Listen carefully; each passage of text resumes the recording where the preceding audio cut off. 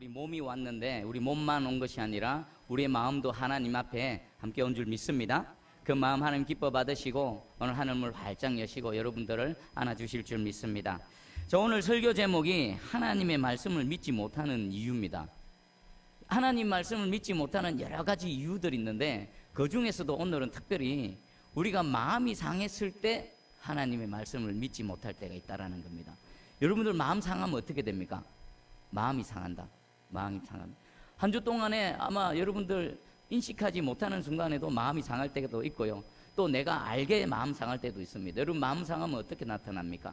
감정이 막 들끓고 분노도 일어나고 슬픔으로도 또 막 하나님 앞에 또 눈물을 흘릴 수도 있고 이걸 또 누구한테 막 하소연도 해보고 해결이 됩니까? 안 됩니까? 안 되죠. 오늘 이 시간 여러분들 우리가 하나님의 말씀을 믿지 못하는 이유 중에 하나 큰 이유 마음이 상할 때입니다. 그 마음이 상할 때 우리가 어떻게 해야 되는지 그 깨닫는 은혜가 있고 오히려 마음이 상할 때 주님께 더 가까이 나아가는 복됨이 있는 이 시간 되기를 축복합니다. 제가 인터넷에서 감정이 상할 때, 그러니까 마음이 상할 때라는 어떤 사람의 글을 이렇게 한번 봤습니다. 제가 소개해 드릴게요.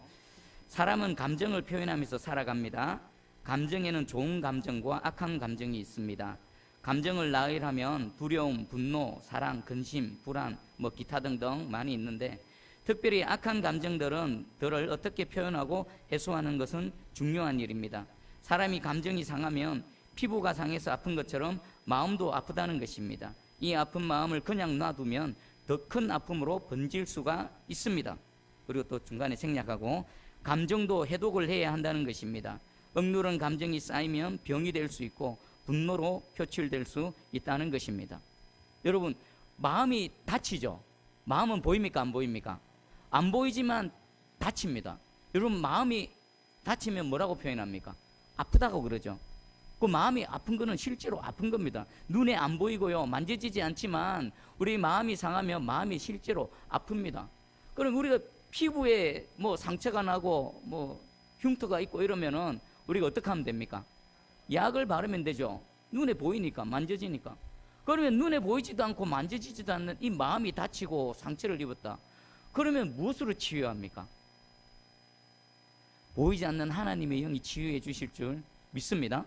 하나님 앞에 나아가야 됩니다. 내 보이지 않는 내 마음의 상처는 보이지 않는 영이신 하나님만이 치유해 주실 수 있습니다. 그런 의미에서 보면요, 여러분들은 참 잘 오셨습니다. 오늘 이 시간 하나님께서 여러분들의 상한 보이지 않는 내가 아무리 취하고 싶고 요즘 마데카솔로 발라보고 싶지만 발라지지도 않는 내 마음의 상처가 하나님의 은혜로 말미암아 치유되어질 줄 믿습니다. 그리고 특별히 여러 가지 마음의 상처로 인해서 우울증도 오고 외로움도 오고 그러는데 잘 해결되어야 될 부분이 뭐냐면은 내가 완전히 낙심했을 때, 낙심했는데 거기서 못 일어나면은 사람들 어떻게 됩니까? 완전히 주저앉아 버리죠. 왜 자살합니까? 그죠? 완전히 낙심이 여기서 더 어찌할 바를 모르는 겁니다. 그리고 어떤 사람들은 묻지마 폭행도 하고 그러죠. 그들 왜 그럽니까? 마음의 상처가 치유가 안 되니까 아무나 가가지고 주먹 휘두르고 그러는 겁니다. 차 타고 돌진하고 그러는 겁니다. 그러면 이 분노의 마음을 잘 조절해야 되는데 혹시 여러분들 나발이고라는 단어 많이 쓰십니까? 나발이고. 이해가 안 되십니까? 열받으면 막 쓰지 않습니까? 나발이고. 이게 저는 사투리인 줄 알았는데 단어를 검색해 보니까 이거 이 표준어더라고요. 나발이고. 회사에서 일하다가 열받으면 사장이고 나발이고, 그죠? 교회에서 열받으면 목사고 나발이고 이런 거 많이 쓰지 않습니까? 나발이고. 나발이고의 뜻이 딱 정의가 있더라고요. 무엇이고 나발이고, 이것은 나발은 앞에 체언을 하찮은 것으로 낮추면서 뒤에 오는 그 스스로의 부정적인 요소를 강조한다. 그죠? 의미가 충분히 이해가 되시죠? 나발이고. 열받으면 나발이고 해버리는 겁니다. 이스라엘 백성들도 광야에서 열받았고 힘들고 고통스러우니까 뭐라고 합니까? 모세고 나발이고 하나님이고 나발이고 해버리지 않습니까? 그러니까 이 상한 감정이 치유가 안 되면요, 여기까지 나아가면은 결국 하나님까지 거절해버리고 하나님의 은혜까지 부정해버리고 그렇게 되어진다는 겁니다. 여러분 어떻습니까? 저와 여러분들의 평생에는 나발이고의 이 단어를 쓰지 않기를 주님의 이름으로 축복합니다. 지금 먼저 하나님 앞에 마음이 상한 자가 있습니다. 누구냐면 하나님의 부르심을 받고 하나님의 사명을 받고 내보내 이 사역을 이제 막 시작한 모세가 마음이 상했습니다. 우리 출애굽기 5장 22절하고 23절을 한번 읽어보겠습니다. 5장 22절 23절 한번 읽어봅니다. 자, 시작. 모세가 여호와께 돌아와서 아뢰되 주여 어찌하여 이 백성이 학대를 당하게 하셨나이까? 어찌하여 나를 보내셨나이까? 내가 바로에게 들어가서 주의 이름으로 말한 후로부터 그가 이 백성을 더 학대하며 주께서도 주의 백성을 구원하지 아니하시나이다. 아멘. 모세가 지금 무엇을 하나님 앞에 막 단식하고 있습니까? 하나님 왜 나를 보냈습니까? 어찌하여 나를 부르시고 보내셨습니까? 그 모세가 부름을 받고 바로왕 앞에 갈 때는 어떤 마음이었을까요? 야, 하나님이 나를 보내셨다. 하나님이 우리 민족을 드디어 구원하실 때가 되어졌다. 할렐루야 하면서 갔겠죠. 그리고 모세와 아론의 말을 들은 그 이스라엘의 장로들과 백성들은 어떤 반응을 보였습니까? 하나님이 우리의 이 단식 소리를 들으셨구나. 우리의 부르짖음을 들으셨구나.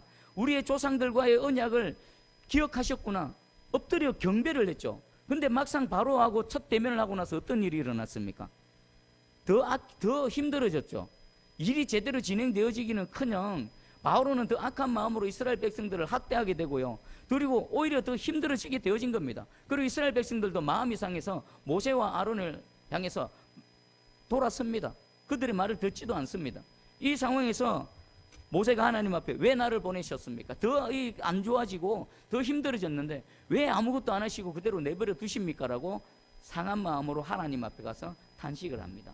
자, 그러면 여기서 중요한 게 있습니다. 여러분 마음이 상합니까? 그럼 어디로 가야 될까요? 나의 마음을 상하게 한 그 상대를 붙들고 얘기하고 그것을 해결하면 해결이 될까요? 아니면 다른 사람들에게 가가지고 내가 이런 억울한 일 당했고 내가 지금 마음이 이렇게 상합니다 하소연 해봤자 그게 해결이 됩니까? 여러분 안 그렇습니까? 우리 여집사님들 누구한테 얘기하면은 그래 들어주지만 나중에 어떻게 됩니까? 내가 하소연한 게 뒤로가 눈덩이처럼 불러 들어와서 내 뒤통수 치지 않습니까? 해결 안 됩니다. 모세는 누구에게 왔습니까? 하나님 앞에 나온 겁니다. 여러분 이 시간 하나님 앞에 모세처럼 있는 모습 그대로 여러분 하나님께 아뢰 보십시오. 열받는 일 있습니까? 억울한 일 있습니까? 다른 데는 해결 안 됩니다. 하나님 앞에 나와서 있는 그대로를 낱낱이 아뢰어 보십시오. 하나님께서 어떻게 하시는지. 하나님 반드시 해결해 주시고요. 우리의 상처받은 마음을 치유해 주시고 새롭게 해 주실 줄 믿습니다. 이 모세의 탄식 앞에 하나님께서 이렇게 말씀을 해 주시는데 내용을 보면은 6장 1절 제가 간단하게 소개해 드릴게요. 이제 내가 바로에게 하는 일을 네게 보일 것이다. 강한 손으로 바로가 그들을 내보내게 할 것이다. 그리고 또 그들을 그 땅에서 쫓아내게 하겠다. 여기서 쫓아낸다는 것은 바로가 지금은 붙들고 있으려 하죠. 안 내보내려고 하죠. 근데 하나님이 강한 손과 편팔로 어떤 일을 하시면요, 바로가 스스로 나와서 스스로 이스라엘을 분리하고 너는 나가라 이렇게 하실 것이라는 겁니다. 모세가 그런데 이 말씀을 들을 때에 마음의 치유가 되어졌을까요? 그리고 하나님 좀 더 구체적으로 말씀하십니다. 우리 5절을 한번 읽어볼게요. 5절 6장 5절입니다. 자, 시작. 이제 애굽 사람이 종으로 삼은 이스라엘 자손의 신음소리를 내가 듣고 나의 언약을 기억하노라. 아멘. 왜 하나님께서 이스라엘 백성들에게 이 은혜를 베푸시는지 은혜 베푸심의 근거를 얘기합니다. 뭡니까? 첫 번째는 내가 너희의 신음소리를 들었다는 겁니다. 여러분 하나님 앞에 탄식하시면요, 여러분 마음의 작은 신음소리 하나까지도 하나님은 놓치지 않으시고 들으시는 분이신 줄 믿으시기 바랍니다. 먼저는 너희의 신음소리를 내가 들었다는 겁니다. 그리고 두 번째가 나의 언약을 기억한다. 이 나의 언약의 내용이 뭡니까? 그들의 조상 아브라함, 이삭, 야곱과 맺었던 그 언약입니다. 그리고 여기서 주의할 점은 왜 하나님은 나의 언약이라고 표현했을까요? 언약은 당사자가 있습니다. 계약에는 A와 B가 있습니다. 근데 왜 하나님은 우리의 언약, 너희와 맺은 우리의 언약이라 안 그러시고 나의 언약이라고 말씀하셨을까요? 이 언약은 주권적으로 찾아오셔서 일방적으로 택하시고 일방적으로 은혜를 베풀어 주시는데 그분이 누굽니까? 하나님이십니다. 그리고 언약의 내용을 보면 인간편에서 그 언약을 이루기 위해서 할 수 있는 뭔가 조그만한 뭐라도 있습니까? 없습니까?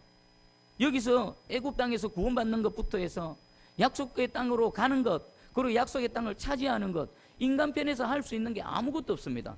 처음부터 택하고 부르시고 언약을 맺으시고 언약을 이행하시는 그 마지막까지는 누구에서 시작해서 누구로 끝나는 겁니까? 하나님으로부터 시작해서 하나님으로부터 끝나는 겁니다. 그래서 이 언약은 우리의 언약이 아니라 나의 언약이라고 표현하신 겁니다. 하나님께서 지금 이스라엘 백성들에게 내 이 그들의 신음소리를 들었고 내 언약을 기억해서 지금 내 이 모든 은혜를 베풀어 줄 것이다 라고 구체적으로 말하는데, 제가 6절부터 8절까지 아주 자세하게 소개합니다. 우리 6절 한번 읽어봅니다. 6절, 자, 시작. 그러므로 이스라엘 자손에게 말하기를 나는 여호와라. 내가 애굽 사람의 무거운 짐 밑에서 너희를 빼내며 그들의 노역에서 너희를 건지며 편팔과 여러 큰 심판들로서 너희를 속량하여. 아멘. 첫 번째 세 가지를 말씀하십니다. 빼내시고 건지시고 속량하신다. 어디서부터 빼내십니까? 애굽 사람의 무거운 짐에서 빼내신다는 겁니다. 그 무거운 짐에 억눌려 있습니다. 여러분, 막 삶의 짐, 또 죄의 짐, 내가 못 벗어나서 억눌려서 막 바둥거리고 있는데 누군가가 와서 빼내준다는 겁니다. 오늘 하나님께서 애굽의 그 짐 밑에서 신음하고 있는 그들, 스스로는 아무리 발부둥쳐도 빠져나오지 못하는 그들에게 주께서 친히 찾아가셔서 빼어내 주시겠다라는 겁니다. 그리고 건져내신다라는 것은 그들의 노역, 이들이 하나님을 향해 울부짖었던 그 내용 중에 하나가 뭡니까? 아침에 눈만 뜨면 뭐 해야 됩니까? 종살이 해야 되는 겁니다. 아침에 눈만 뜨면 밤 늦게까지 그들이 던져주는 그 목숨 연명할 수 있는 그 작은 떡덩이 하나 먹고 하루 종일 일해야 됩니다. 하루 종일 무거운 짐을 지고 일을 해야 됩니다. 그렇다고 내일이 있고 모레가 있습니까? 오늘 하루 수고하면 내일이 나아집니까? 올해 한 해 최선을 다하면 다음 한 해가 좋아집니까? 그런 것도 없습니다. 눈만 뜨면 눈 감을 때까지 이용만 당하고 뼈 빠지게 일하는 이 무거운 노동, 수고로부터 하나님께서 건지신다는 겁니다. 건지시는 건요, 하나님이 강한 힘으로 빼앗아 내시겠다라는 겁니다. 그리고 속량은요, 갚으시겠다라는 겁니다. 그들이 너희를 향해서 그렇게 이용해 먹고 힘들게 만든 그것을 하나님께서 다 속량해 주시겠다라는 겁니다. 와, 이 은혜 말씀 얼마나 대단합니까?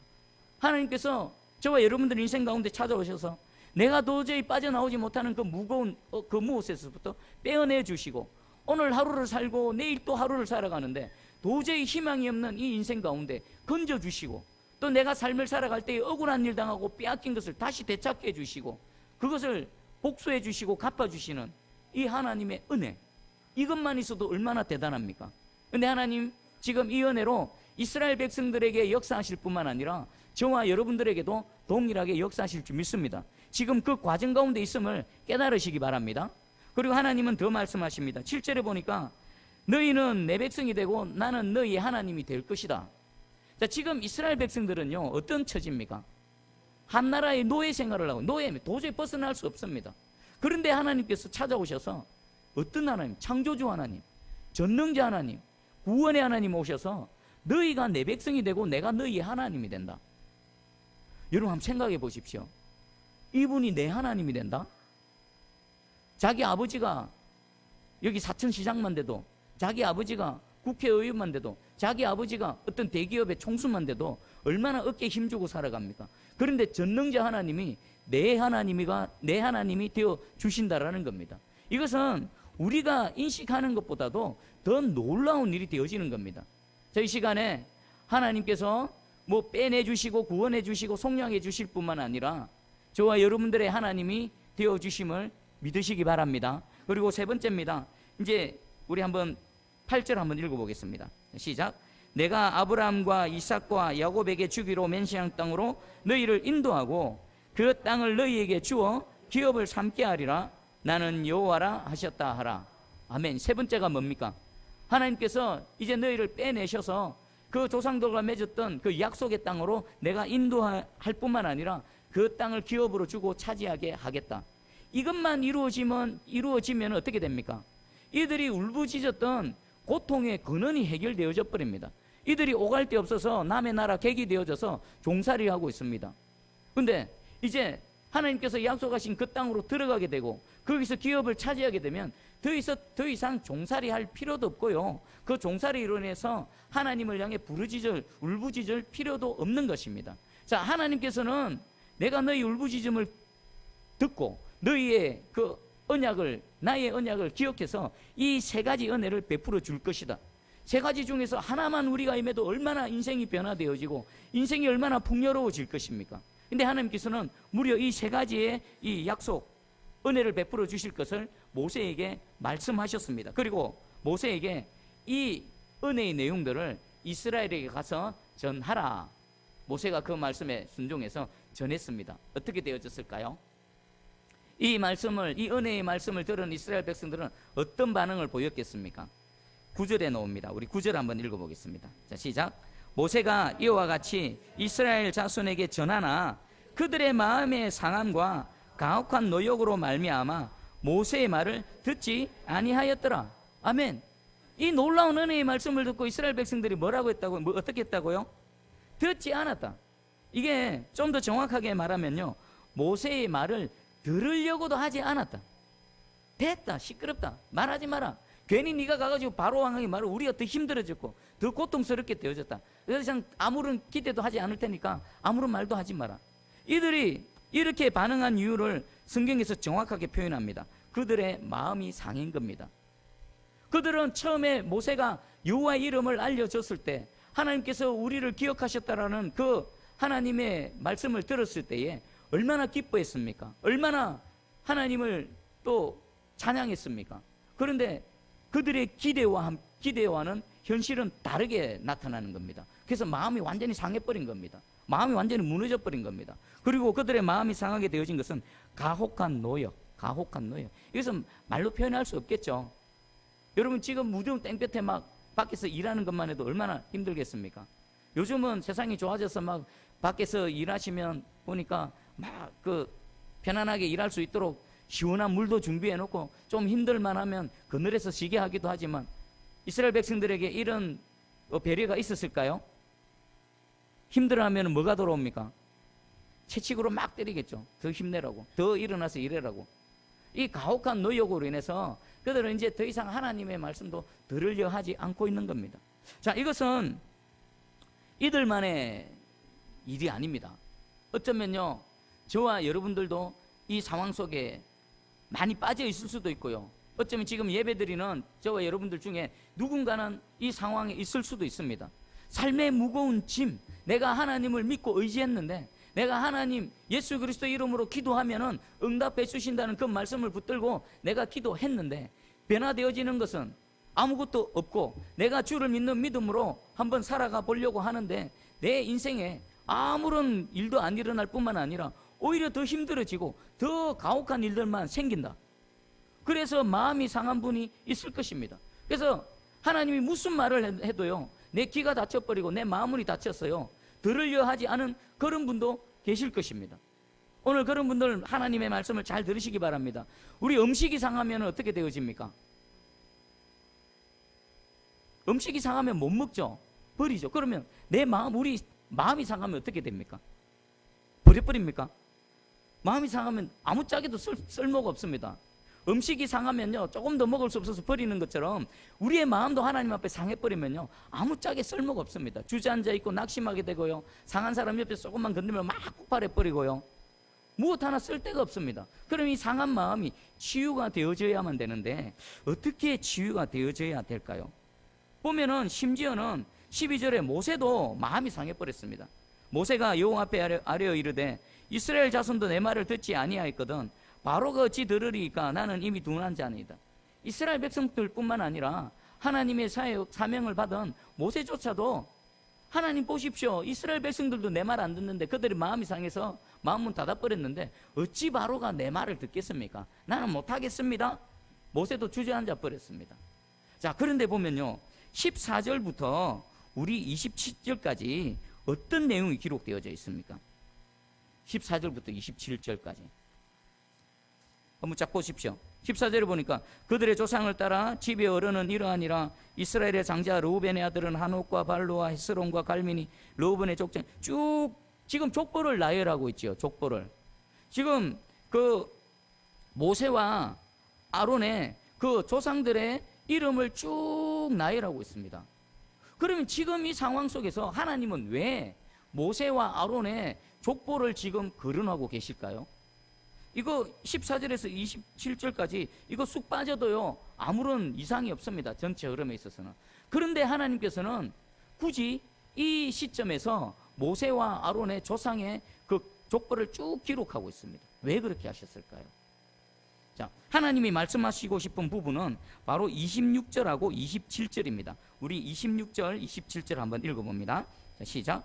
이스라엘 자손을 그들의 군대대로 애굽 땅에서 인도하라 하신 여호와의 명령을 받은 자는 이 아론과 모세요.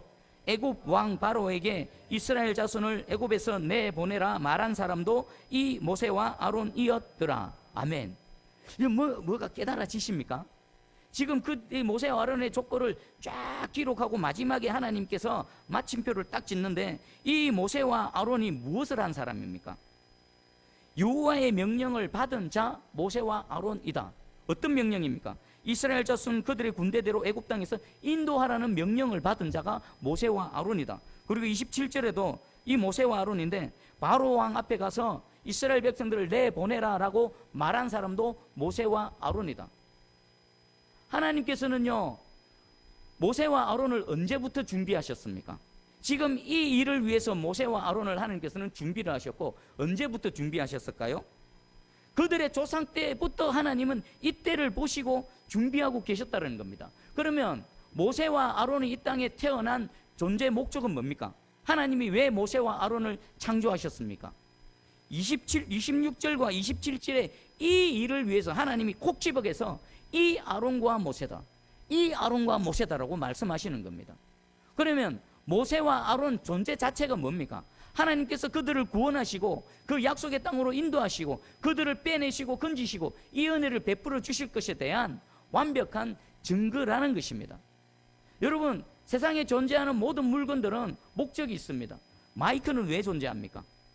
마이크로서의 기능을 수행하기 위해서 존재합니다. 여러분들 앉아있는 의자는 왜 만들었습니까? 의자로서의 역할이 있기 때문에 만든 겁니다. 우리 눈에 보이는 모든 것들은 존재 목적이 있습니다. 지금 모세와 아론도 이 땅에 하나님께서 창조하셔서 보내셨는데 어떤 존재 목적이 있다고요? 애굽에서의 출애굽의 사역을 위해서 하나님께서는 조상적부터 그들이 있기도 전부터 미리 아시고 준비하시고 계획하셨다가 때가 되면 이 땅에 태어나게 하시고요.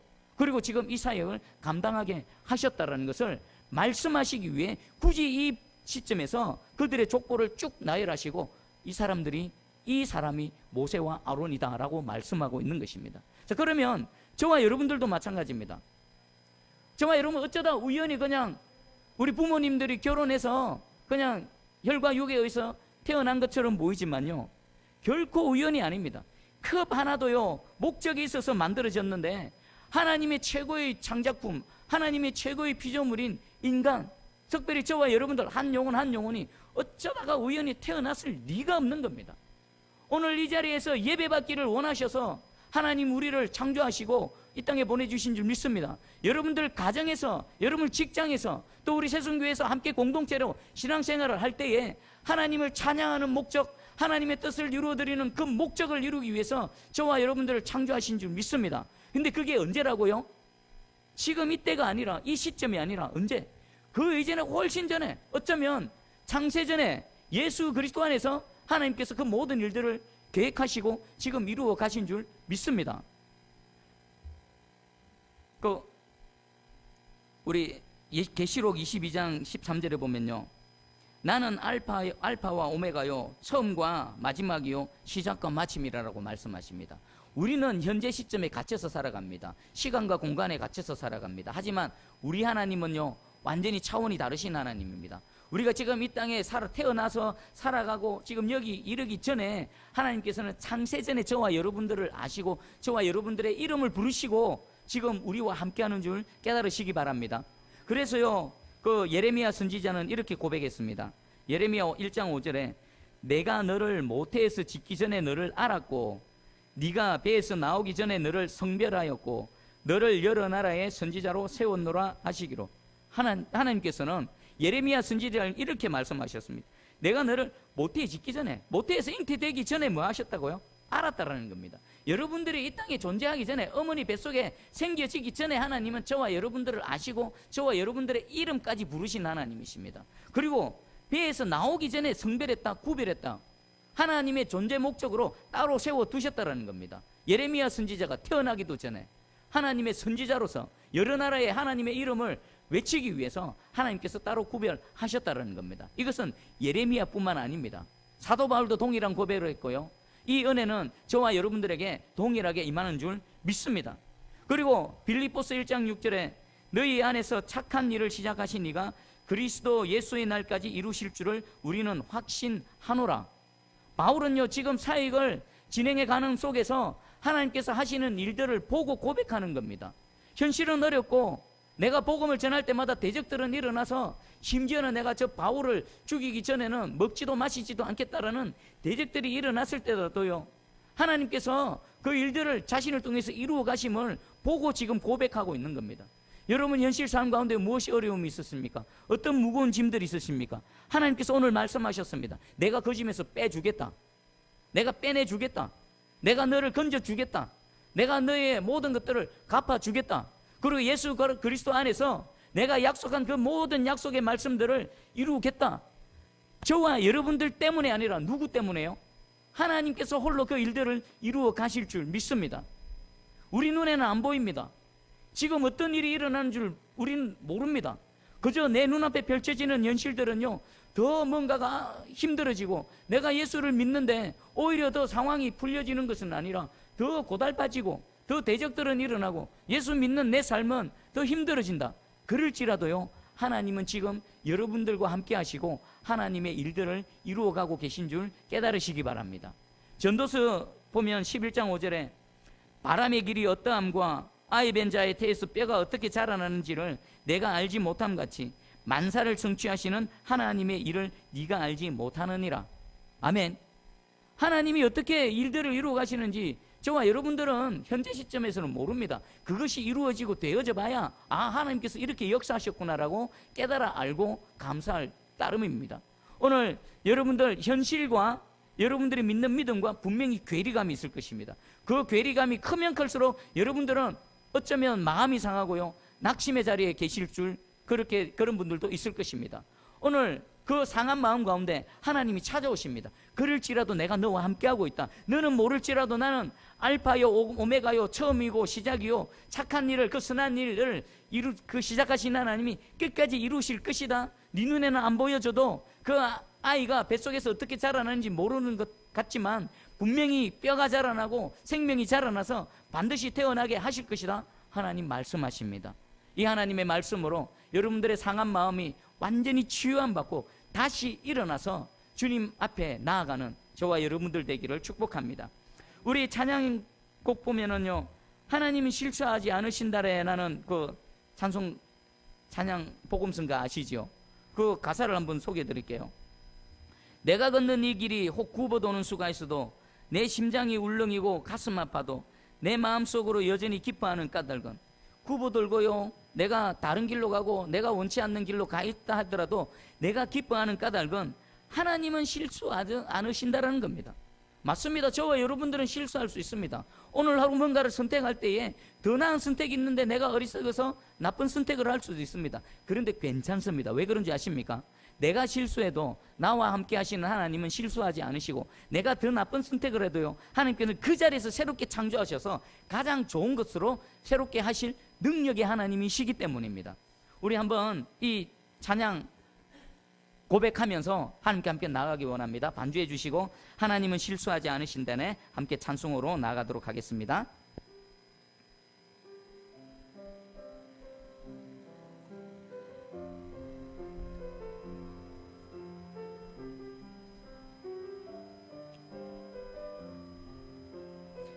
내가 걷는 이 길이, 내가 걷는 이 길이 혹 굽어도는 수가 있어도 내 심장 흘렁이고 가슴 아파도 내 마음 속으로 여전히 기뻐하는 까닭은 하나님은 실수하지 않으심일세. 가는 길이 온통 어둡게만 보여도 하나님은 실수하지 않으신다네. 할렐루야, 아멘. 저와 여러분 실수해도요, 우리가 앞이 안 보여도요, 하나님은 실수하지 않으시고 우리를 정확하게 인도해 가실 줄 믿습니다.